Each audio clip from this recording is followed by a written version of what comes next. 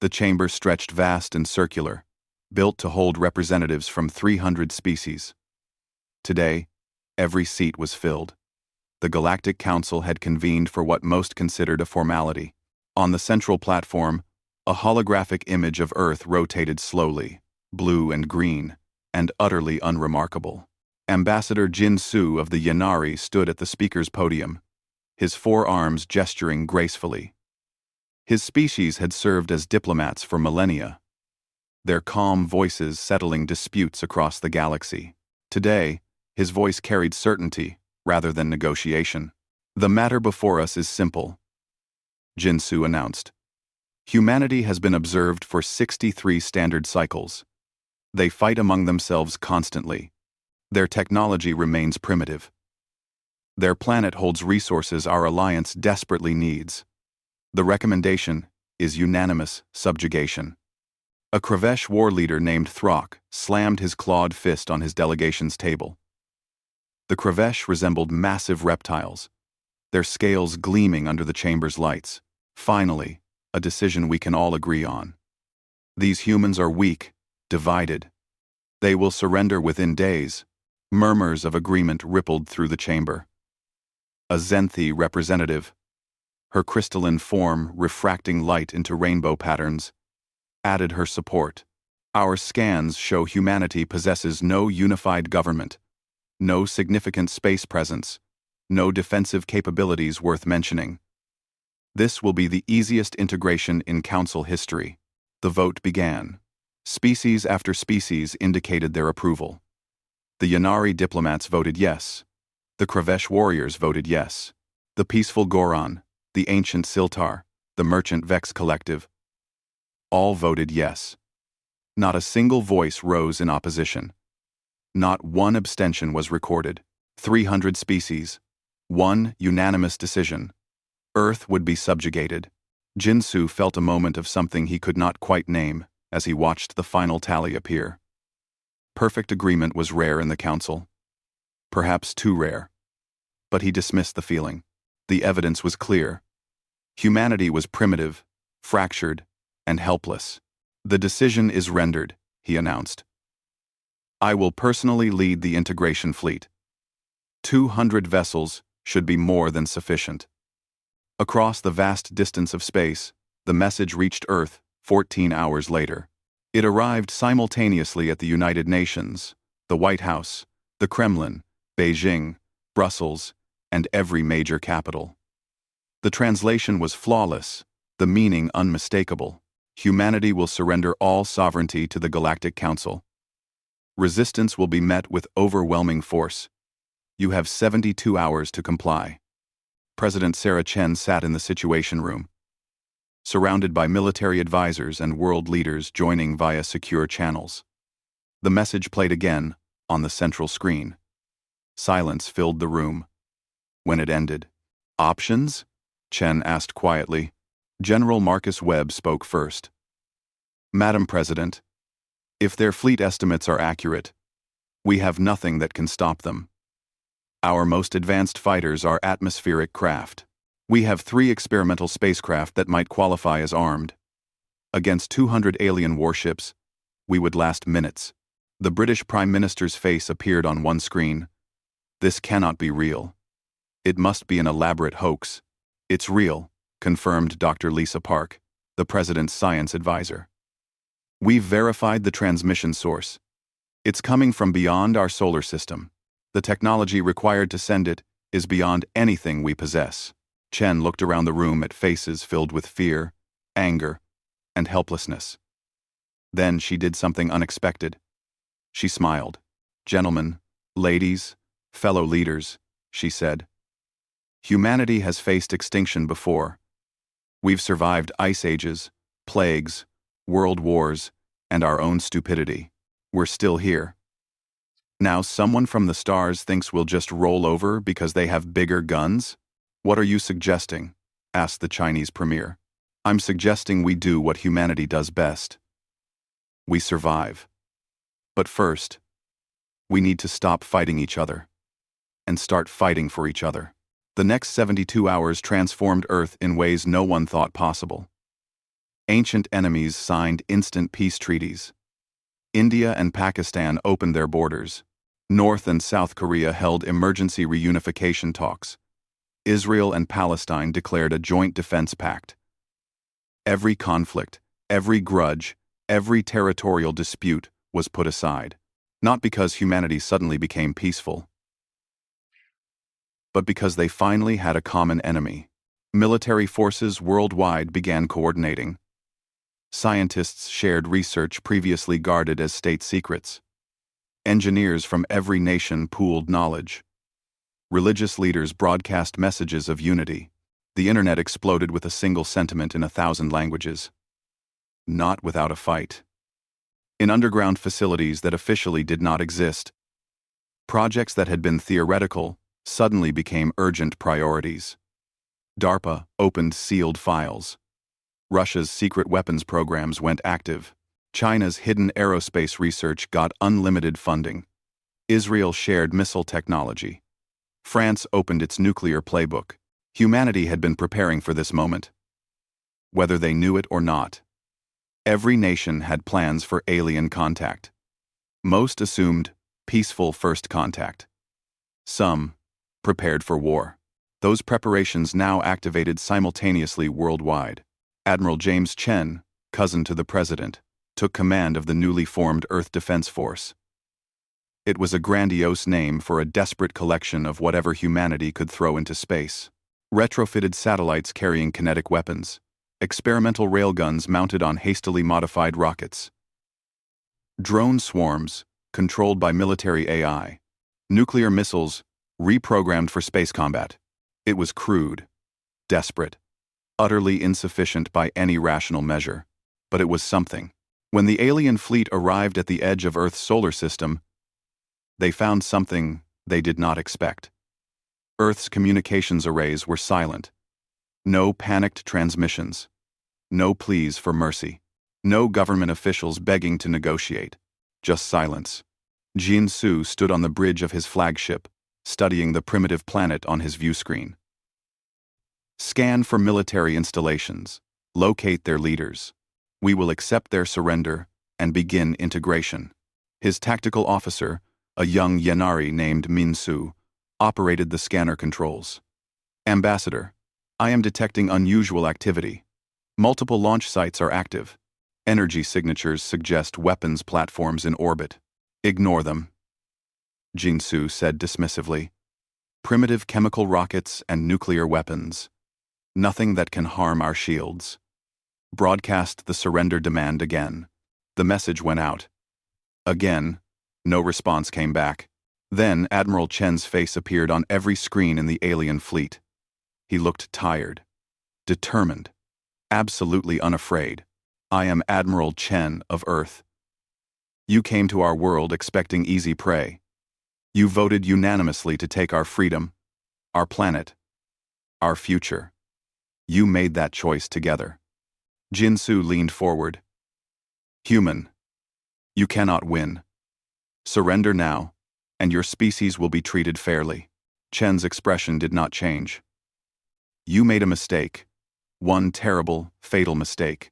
You see, humanity has spent its entire existence fighting for survival on a world that tried to kill us every single day. We evolved dodging predators you cannot imagine. We survived diseases that would wipe out civilizations. We endured ice ages and supervolcanoes, and our own self-destructive wars. Irrelevant, Jinsu said. You face the combined might of 300 species. No, Chen replied softly. You face something you've never encountered before. You face a united humanity. Every nation, every person, every resource, all focused on one goal. And what goal is that? Chen's smile was not pleasant. Making you regret that unanimous vote. You wanted to subjugate Earth. Now you'll learn why we survived our own planet. Leave now, or we'll teach you what 300 species working together should have learned before voting. The transmission ended. Jinsu stared at the blank screen, feeling that uncertain emotion again. For the first time in his long diplomatic career, he wondered if the council had made a catastrophic error. All ships, he ordered, advance to Earth. Prepare for integration operations. The invasion fleet moved forward. Behind them, the galaxy watched and waited for humanity's swift surrender. They would wait a very long time. The first engagement happened near Luna, Earth's ancient moon. Jinsu's fleet moved in perfect formation. 200 ships gliding through space with the confidence of superior technology and overwhelming numbers. They expected surrender. They expected fear. They got neither. "Ambassador, I am detecting launches from the lunar surface," Minsu reported. "Multiple objects incoming.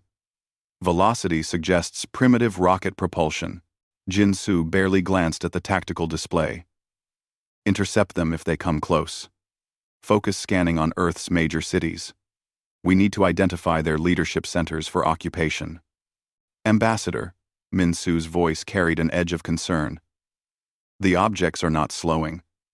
They appear to be on collision courses. Then destroy them." The fleet's automated defenses activated. Energy beams lanced out, vaporizing the incoming rockets one by one. Jinsu watched the explosions with satisfaction. Humanity's desperation was showing already. Then the rockets exploded, not from being hit.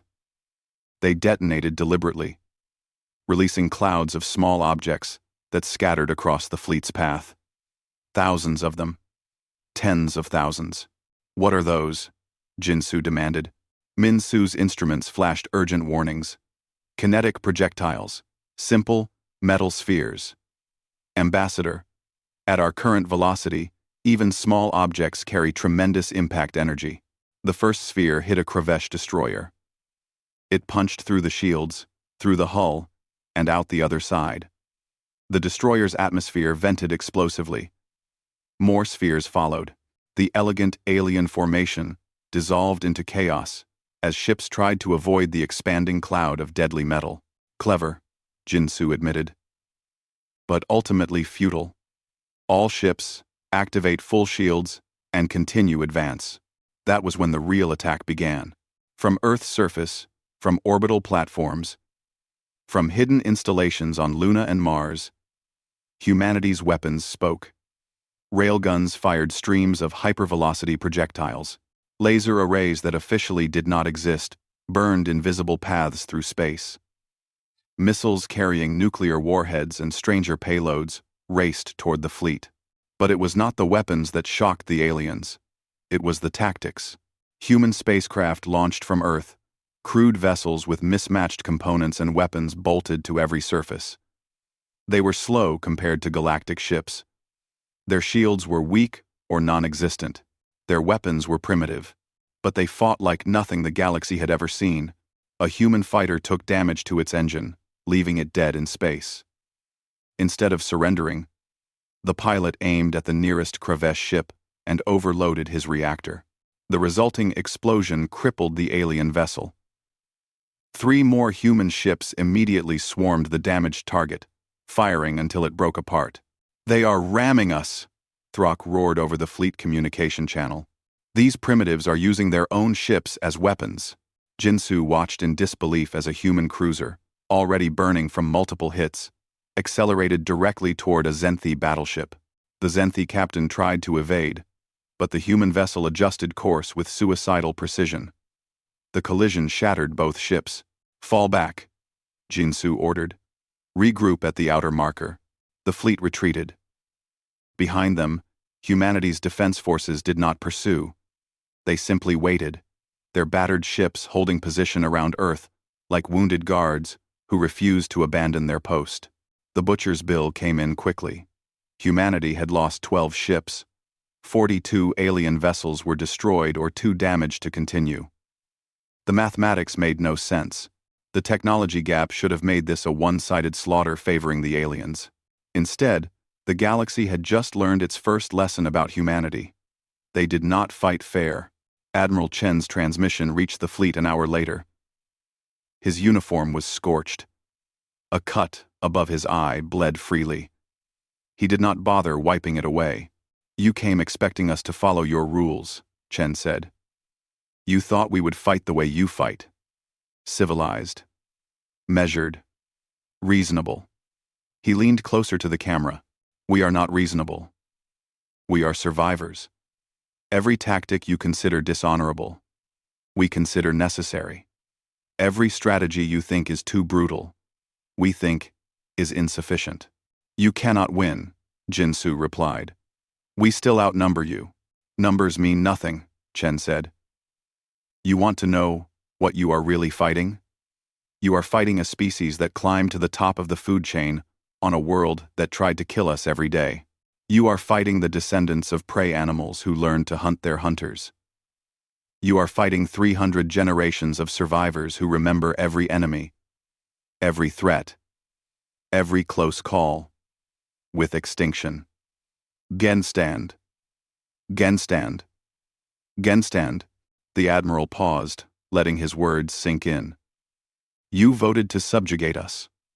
All of you. Together. That was your mistake. You united us.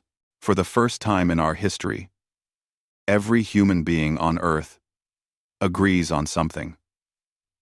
We agree that you need to leave.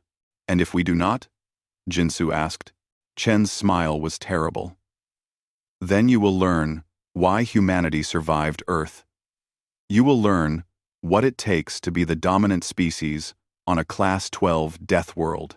You will learn why we have more words for war than we do for peace, why our children play games about conflict, why our greatest stories are about desperate last stands and impossible victories. The transmission ended. Jinsu stood on his bridge, surrounded by status reports of damaged ships and rattled crews. The Kravesh were demanding immediate retaliation. The Zenthi wanted to withdraw. 2PT. 1. The other species argued amongst themselves, unity already fracturing under humanity's unexpected resistance. He opened a priority channel to the Galactic Council. The chamber appeared on his screen. Representatives gathered in emergency session. Report, demanded the council chair. An elderly Siltar whose species had seen the rise and fall of countless civilizations. Humanity is more capable than our intelligence suggested, Jinsu said carefully. They fight with tactics we consider barbaric. They show no regard for their own safety. They use their ships as weapons, even when doing so guarantees their own death. Then use overwhelming force, Throck snarled from his own ship. I am bringing my reserve fleet. 50 more warships. We will crush them. Perhaps, Jinsu said slowly, we should reconsider our approach. The chamber erupted in angry voices. Reconsider? After humanity had destroyed 42 ships? After they had defied the Council's unanimous decision? Impossible. Unthinkable. Unacceptable. But on Earth, humanity was not waiting for the aliens to decide.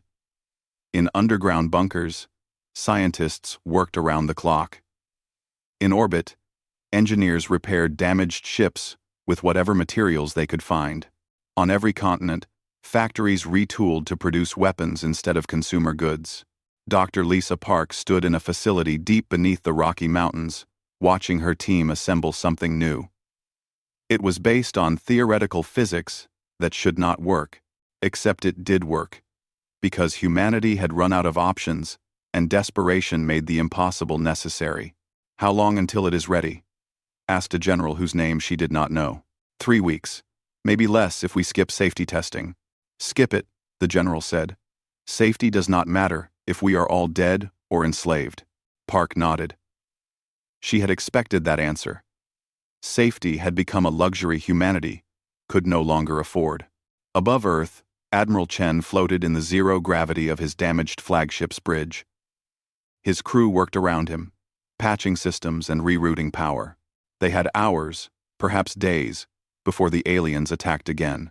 Sir, his communications officer called out, we are receiving thousands of transmissions from Earth. People wanting to volunteer. Civilians, asking how they can help. Chen closed his eyes.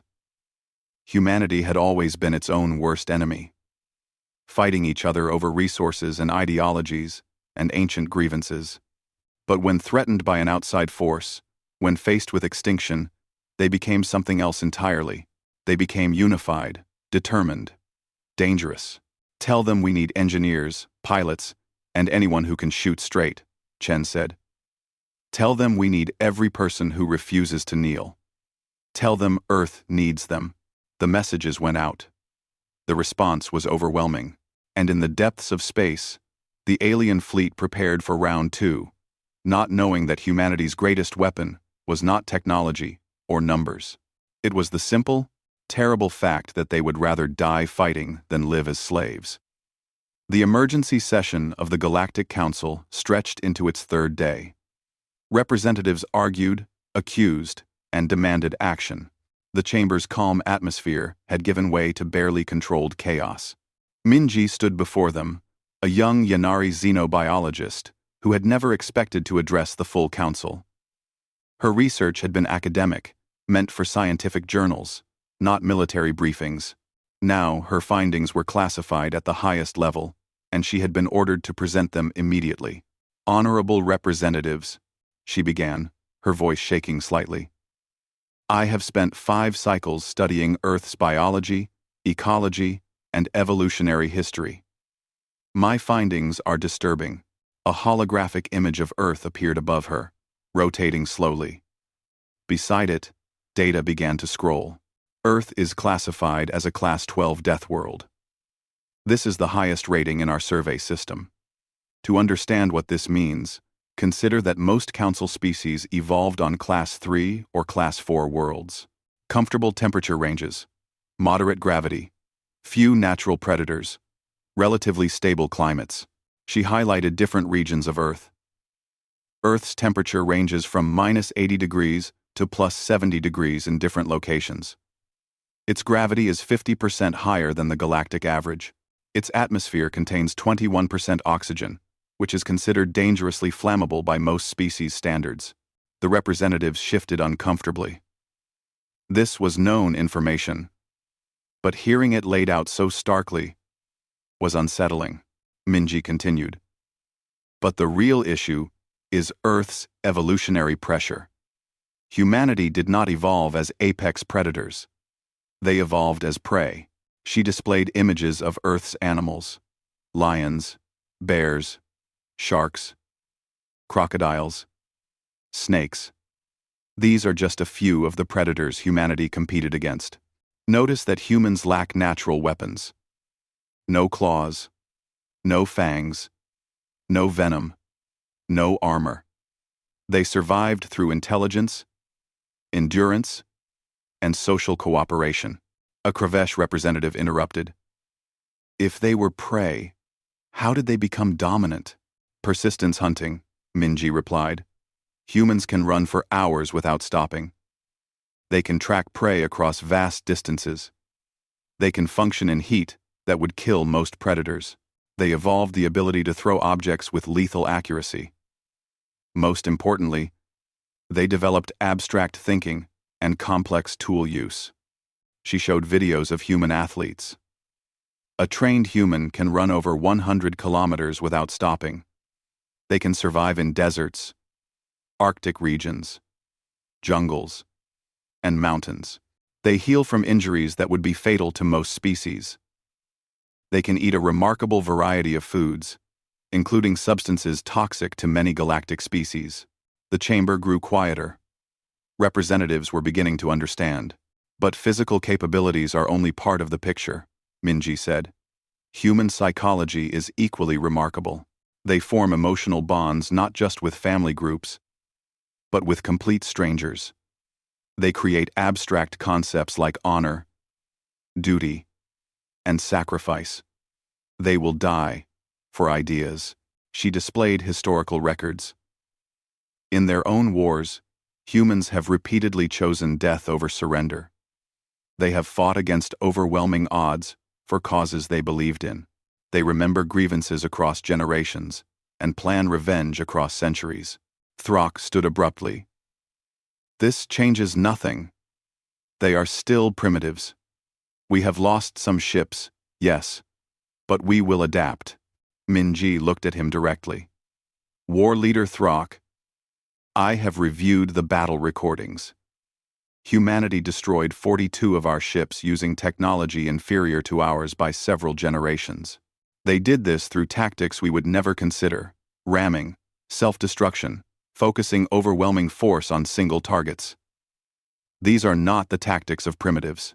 These are the tactics of a species that treats warfare as existential struggle. She brought up new data. I have also discovered something the initial surveys missed. Humanity has been preparing for this scenario. They have discussed alien invasion in their entertainment media for over a century. They have written countless stories, created thousands of simulations, debated endless strategies. When we arrived, they implemented plans they had been theorizing about for generations. The council chair, the ancient Siltar, leaned forward. "What is your recommendation, xenobiologist Minji?" "Withdraw," she said simply. "Withdraw now, before this escalates further. Humanity is dangerous not because of their technology, but because of their psychology. They do not think like we think. They do not value what we value. They will sacrifice everything for survival." The chamber erupted in angry shouts. Withdraw? After making a unanimous decision? After losing ships? Impossible. The council's authority would be destroyed. While the politicians argued, the war continued. Throck's reinforcement fleet arrived in Earth's solar system with 50 additional warships. Combined with Jin Su's remaining vessels, the alien force now numbered over 200 ships again. Surely this would be enough. They advanced on Earth cautiously this time. Weapons ready. Shields at maximum. They were prepared for ramming attacks, for kinetic weapons, for nuclear missiles. They were not prepared for what happened next. The asteroid belt between Mars and Jupiter suddenly came alive. Rocks that had drifted for billions of years began moving with purpose. Engines attached to their surfaces fired, altering trajectories. Dozens of asteroids, some the size of buildings, others the size of mountains, began accelerating toward the fleet. "Evasive maneuvers," Throck roared. "How did they move asteroids without us detecting the engines?" A human voice answered over an open channel. It was not Admiral Chen this time, but a woman who identified herself as Commander Sarah Park. "You spent so much time watching Earth. You forgot to watch the rest of our solar system," she said. "We have been building out here for 5 years. Habitats on Mars, mining operations in the asteroid belt, research stations on Jupiter's moons. You thought we were primitive because we had not left our planet. We had. You just were not looking." The asteroids slammed into the alien formation. Shields, designed to stop energy weapons, and small projectiles were overwhelmed by millions of tons of rock moving at tremendous velocity. Ships scattered, formation discipline collapsing. Then the Jupiter stations opened fire. Massive railguns, built in low gravity and using the gas giant's magnetic field for power, sent streams of projectiles across the inner solar system.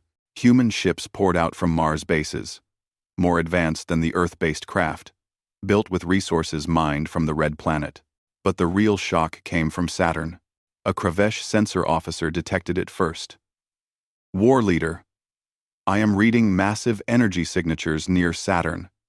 Something is powering up." "Element," Throck looked at his displays. "What could they possibly have at Saturn?" The answer came in a beam of coherent light so powerful it could be seen with the naked eye. It crossed the distance from Saturn to the main fleet in minutes and burned through a Zenthi battleship's shields like they were paper. "That is impossible," breathed Jinsu, watching from his flagship. "The power requirements for such a weapon would require the output of a small star." Commander Park's voice returned.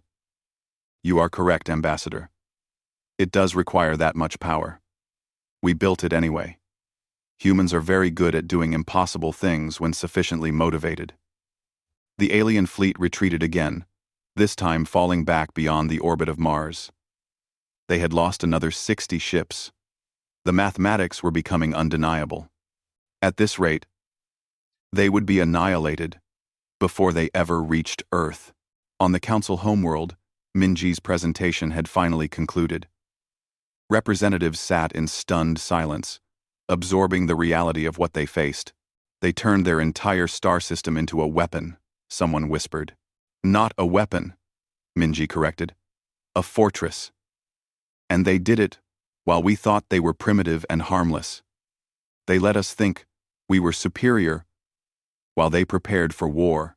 This is what Deathworld species do. They survive by any means necessary. The council chair closed his eyes. 300 species had voted unanimously to subjugate one. It had seemed so reasonable, so logical, so safe. Now that single species was systematically destroying the most powerful military fleet the galaxy had ever assembled. Contact Ambassador Jin Su, the chair ordered. Tell him to hold position and await new orders. We must reconsider our approach. But in the cold void beyond Mars, humanity was not waiting for reconsideration. They were hunting. 3 months passed. 3 months of running battles, desperate retreats, and mounting losses. The mighty Galactic Council fleet that had arrived to subjugate Earth now hid in the outer reaches of the solar system, trying to avoid complete annihilation. Commander Sarah Park stood on the bridge of the ESS Indomitable, humanity's first true warship built entirely in space. Around her, displays showed the positions of both human and alien forces. The aliens were scattered, demoralized, and trapped. Ma'am, we have intercepted another supply convoy, reported her tactical officer. 3 freighters, minimal escort. They are attempting to reach the main fleet. Park nodded. Standard intercept pattern. Disable the escorts, board the freighters. We need the supplies more than they do. It had become routine. Human forces struck like wolves, appearing from nowhere, hitting hard, and vanishing before reinforcements could arrive. They had learned to use the solar system itself as a weapon, hiding in asteroid fields, using planets for gravitational slingshots, emerging from the sun's corona, where sensors could not detect them. The Kravesh convoy never had a chance. Human ships swarmed them, railguns punching through shields, boarding pods latching onto hulls. Within minutes, the escorts were disabled, and the freighters were in human hands. Park watched the operation with professional satisfaction.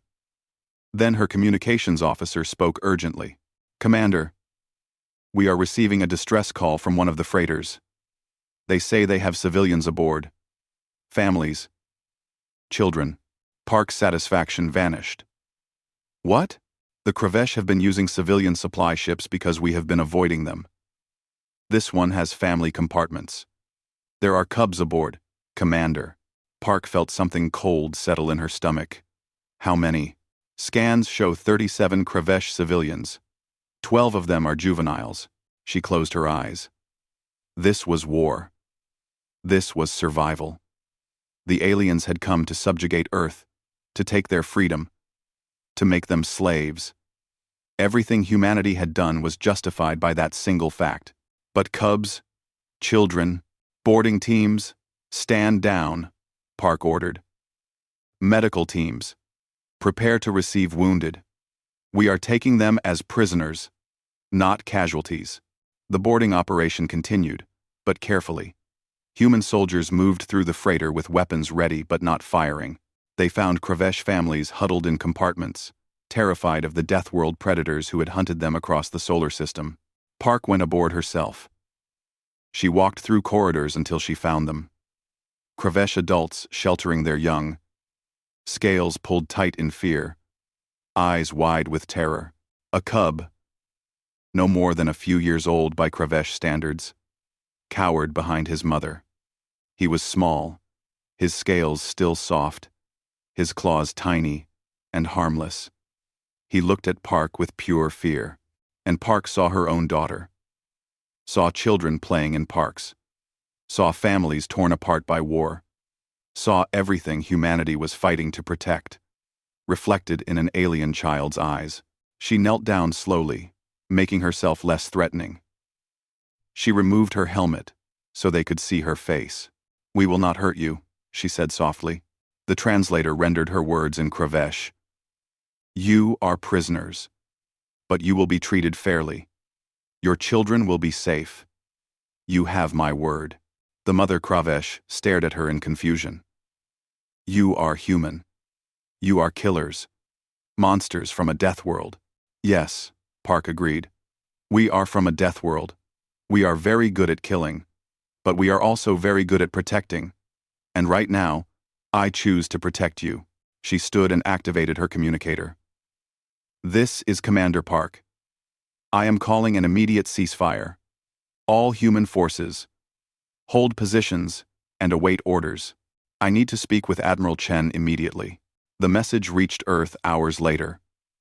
Chen listened to Park's report in his office, surrounded by staff and military advisors. When she finished, silence filled the room. You stopped a military operation because of enemy civilians, General Webb said flatly. I stopped a military operation because I looked at a Kravesh cub and saw my daughter, Park replied. Sir, I need to know what we are fighting for, because if we are fighting to protect our humanity, then we cannot lose it in the process. Chen looked at the faces on his screens. Officers who had been fighting for 3 months straight. Soldiers who had lost friends, family, and comrades. People who had every right to hate the aliens and want revenge. Tell me about the cubs, Chen said quietly. Park described what she had found. Families trying to survive. Civilians caught in a war they had not started. Children who looked at human soldiers with the same terror. Human children would have felt facing monsters. We captured their supply ship, Park continued. I looked through their cargo manifest. It is food, medicine, and children's toys. We have been treating this like total war, but they brought families. They thought this would be easy, that we would surrender, that they could colonize our system like it was a peaceful integration. Chen stood and walked to his window. Outside, Earth looked peaceful, blue and green and beautiful. Humanity's home, the world they would die to protect. What are your recommendations, Commander? I recommend we find out why 300 species unanimously voted to subjugate us. I recommend we discover if they all wanted this, or if something else is happening. I recommend we remember that we are fighting for the right to choose our own path, not to become conquerors ourselves. A new voice spoke up. Dr. Lisa Park, the science advisor, and Sarah's sister. Admiral, I have been analyzing captured alien communications. There are inconsistencies, references to coercion, mentions of species who voted yes under threat. The Kravesh war leader Throck kept referencing council orders, as if he feared disobedience. Chen turned back to his screens. You are telling me the unanimous vote might not have been truly unanimous? I am telling you it is worth investigating before we do something we cannot undo. Chen made his decision. Commander Park, treat your prisoners well. Show them that humans are not the monsters they were told about. General Webb, prepare a message. We are calling a ceasefire and demanding direct negotiations. Not surrender. Negotiations. Sir, we are winning, Webb protested. Winning what? Chen asked. If we destroy their fleet completely, we become the threat the galaxy fears. If we show mercy, we show strength. Real strength. The kind that does not require killing children to prove a point. The ceasefire offer went out across all channels. The alien fleet, battered and desperate, received it with confusion and suspicion. But embedded in the message was something they had not expected. Proof. Human intelligence had been intercepting alien communications for weeks. They had decoded messages, found orders, discovered coercion, and now they broadcast it all, showing the galaxy that the unanimous vote had been built on threats, manipulation, and fear. Small species had been told to vote yes or face economic isolation. Peaceful species had been threatened with military action. Even some of the larger species had been coerced through blackmail and pressure. The Council's united front had been a lie. On the Council homeworld, riots began. Populations learned they had been manipulated into an unjust war. Representatives faced angry citizens, demanding answers. The carefully constructed political order began to crumble. And Ambassador Jin Su, sitting in his damaged flagship, received a personal message from Commander Sarah Park. Ambassador, I have Kravesh civilians aboard my ship. They are healthy, safe, and cared for. I could have killed them. Some of my officers wanted to. But I chose mercy. Not because you deserve it, but because we need to be better than what you thought we were. Jin Su looked at the human woman on his screen. 3 months ago, he had dismissed Earth as primitive and weak. Now this warrior who had hunted his fleet across space was offering peace while holding all the advantages. Why? He asked simply. Because your vote to subjugate us was wrong, but our response should not be equally wrong. Because I saw a Kravesh cub today, and could not become the monster that child feared. Because humanity's greatest strength is not our ability to kill, but our ability to choose not to. For the first time in 3 months, Jin Su felt something other than fear or anger. He felt hope. The Assembly of Free Worlds convened in a chamber built for a different purpose. The old Galactic Council's headquarters stood empty now, a monument to failed leadership. This new hall was smaller, simpler, designed not to impress but to facilitate. Representatives from every species gathered, though many came reluctantly. The unanimous vote that had started a war now seemed like ancient history, though only 6 months had passed. 6 months that had changed the galaxy forever. Minji walked through the corridors, her role transformed from xenobiologist to official liaison between species. She had been chosen for her knowledge of humanity and her ability to explain the inexplicable to her fellow aliens. She found Commander Sarah Park in a side room, preparing for her testimony. The human woman was out of uniform, wearing simple civilian clothes. Her daughter, a small human child of 7 years, sat beside her, drawing pictures. Commander Park, Minji greeted her. Just Sarah now. Park replied with a tired smile. I resigned my commission last month. Turns out I am better at building peace than fighting wars. Minji noticed the drawings the child was making. They showed humans and Kravesh playing together. Crude, but hopeful. Your daughter seems optimistic about the future. She has 3 Kravesh siblings now, Sarah said. We adopted them. Their parents died in the war. In a battle. I commanded. Her voice carried old pain. I cannot bring their parents back, but I can give them a family. The door opened and 3 young Kravesh entered, their scales still showing the soft coloring of youth. They rushed to Sarah's daughter, chattering excitedly about something children found important. Sarah watched them with an expression Minji was learning to recognize. Human parental love looked remarkably similar across species. How many others have done this? Minji asked. Adoption across species? Thousands.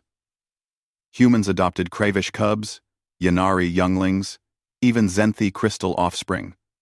Some aliens have adopted human children, orphaned by the war. It started as individuals trying to heal wounds. Now it is becoming normal. Minji marveled at it. 6 months ago, these species had been trying to kill each other. Now, they were raising each other's children. The assembly session began. The chamber filled with representatives, many showing visible signs of the war's impact. Missing limbs, scarred bodies, haunted eyes. But they came together, sitting in integrated sections rather than species-specific blocks. Admiral James Chen, also retired from military service, stood to speak first. He looked older than his years, carrying the weight of command decisions that had cost thousands of lives. 6 months ago, 300 species voted to subjugate Earth. It was unanimous. It seemed reasonable to you. We were primitive, divided, and weak. Taking our world would be easy and profitable. He paused, looking around the chamber. You were wrong. Not about our technology. You were right that we were less advanced. You were wrong about what makes a species strong.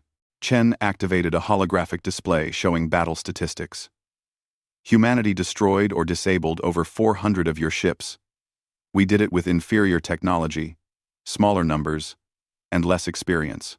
We did it because you gave us no choice, except surrender or death. and humanity does not surrender.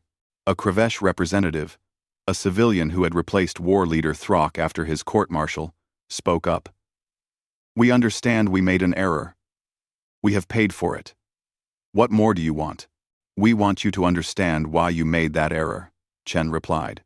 "You voted unanimously because your council leadership told you it was safe, profitable, and easy.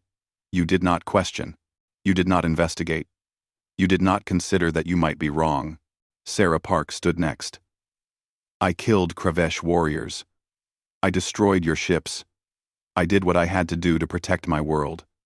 But when I found Kravesh cubs on a captured freighter, I had to make a choice. Become the monster you thought humans were, or prove we could be better." She gestured to where her children sat in the viewing gallery, human and Kravesh together. "I chose to be better. And so did thousands of other humans. We could have wiped out your fleet completely. We had the capability. Instead, we stopped fighting and started asking questions." The holographic display changed, showing the intercepted communications that had exposed the Council's manipulation. Species after species had been coerced into voting yes. The unanimous decision had been manufactured through threats and pressure. An elderly Yanari stood, and the chamber recognized him immediately. Ambassador Jin Su, who had led the invasion fleet, now served as a voice for reform. "I led the fleet that came to subjugate Earth," he said quietly. "I believed it was right. I believed humanity was primitive and would surrender quickly. I was spectacularly wrong."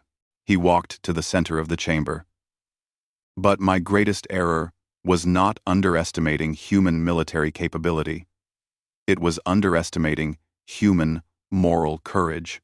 When they had us beaten, when they could have destroyed us all, they chose mercy. They chose to investigate why we had come, instead of simply eliminating the threat we represented." Jinsu looked directly at the human delegation. "Humanity taught the galaxy a lesson we desperately needed. Power without wisdom is tyranny. Strength without compassion is cruelty. Victory without mercy is hollow." The chamber fell silent. Then a young Goron representative spoke. The Goron were a peaceful species, herbivorous and gentle, who had voted yes under economic pressure. What happens now? The old council is dissolved. The alliance that governed the galaxy for millennia is broken. What replaces it? Chen stood again. "We propose the assembly of free worlds. No species can be forced to join. No decisions require unanimity. No single species or group can coerce others. Every world has an equal voice. And Earth's role?" asked a Zenthi representative. "Equal," Sarah Park replied. "Not rulers. Not conquerors. Not even first among equals. Just equal. We proved we can fight. Now we need to prove we can cooperate." Over the following weeks, the assembly took shape. Committees formed to address war reparations, prisoner exchanges, and economic recovery. Humans shared defensive technology freely, teaching former enemies how to protect themselves without teaching them how to attack. Dr. Lisa Park led a medical exchange program, bringing together human doctors and alien healers. They learned from each other, discovering that Deathworld medicine had insights that could help species across the galaxy, while alien medical technology could cure diseases that had plagued humanity for generations. Engineers from dozens species worked together, combining human ingenuity with alien precision. Kravesh warriors retrained as peacekeepers. Yanari diplomats helped draft new laws. Zenthi artists created monuments, honoring the dead from all sides. Minji found herself working with a human named Heijin, a former combat medic who had treated wounded from both sides during the war. Together, they were writing new xenobiology protocols, ensuring future contact between species would be based on understanding rather than assumption. "Do you think it will last?" Heijin asked one day as they reviewed medical data. "The peace? I do not know," Minji admitted. "But I know it is possible. 6 months ago, I thought humans were monsters from a death world. Now my closest colleague is human. My neighbors are human. My friends' children play with human children. We are still from a death world, Heejin pointed out. That has not changed. No, but what it means has changed. You are from a death world, which means you are survivors. Adaptable. Strong. But you are also capable of incredible compassion. You could have destroyed us. Instead, you taught us. On Earth, memorials were built honoring the 3,000 humans who had died defending their world. But beside each name, there were also names of aliens who had died in the war. Enemy and ally remembered together, because Sarah Park had insisted on it. They were someone's family too, she had said. Someone's parent or child or friend. We can honor our dead without forgetting theirs. The first anniversary of the assembly arrived. Representatives gathered not in the formal chamber, but in a garden built by volunteers from 100 worlds. Human roses grew beside Kravesh flame flowers. Yanari wind chimes sang harmony with Zenthi crystal formations. An old Yanari elder, bent with age, approached the human delegation.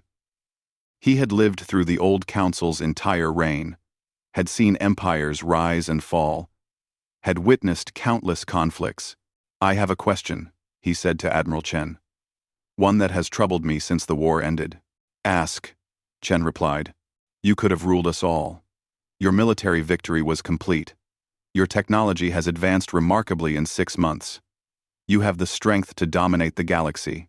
Why did you stop? Why did you choose this path instead? Chen was quiet for a long moment, watching the mixed groups of species mingling in the garden. Human children played with alien younglings. Former enemies shared meals and stories. Warriors from different worlds compared scars and found common ground. Because we were asked what we were fighting for, Chen finally said. And the answer was never conquest. It was never domination. It was the right to choose our own path and to let others choose theirs. He looked at the elder directly. Yes, we are from a death world. Yes, we know how to fight and kill and destroy. But we also know what it costs. Every human who died in that war had family, friends, dreams, and futures. Every alien we killed was the same. We won the war. But victory would have been meaningless if we became the thing we were fighting against. The elder nodded slowly. You learned something the old council never understood. True strength is not the ability to dominate others. It is the ability to choose not to. Sarah Park joined them, her mixed family trailing behind. Human and Kravesh children played together, arguing about something trivial the way all children do. We learned it from our own history, Sarah said. Humanity spent thousands of years fighting each other. Nation against nation. Ideology against ideology. We nearly destroyed ourselves dozens of times. We learned, slowly and painfully, that the strongest empires eventually fall. But cooperation can last forever. She smiled at her children. Besides, I wanted my daughter to grow up in a galaxy where different species work together, where being from a death world makes us interesting, not frightening, where strength means protecting others, not dominating them. The old Yanari looked at the children, human and alien playing together without fear or hatred. Perhaps that is the real lesson. The species that survived the worst death world in the galaxy taught the universe that survival is not enough. We must also choose how we survive and what we become. The garden filled with beings from across the galaxy. They came from worlds of endless ice and scorching deserts, from high-gravity planets and low-gravity moons, from species that breathed oxygen and those that metabolized methane. Different in every way that mattered, except one. They all chose to be here. They all chose cooperation over conflict. They all chose to build something better than what had come before. Earth's flag flew in the garden alongside hundreds of others, not above them, not below them. Equal among equals, in an imperfect galaxy learning to do better. And if you listened carefully, you could hear the sound of a new future being born. One where the unanimous vote to subjugate was remembered not as the beginning of Earth's conquest, but as the beginning of the galaxy's transformation. The species from the Death World had taught the universe its greatest lesson. Mercy takes more courage than vengeance, and the strongest weapon is knowing when not to use it.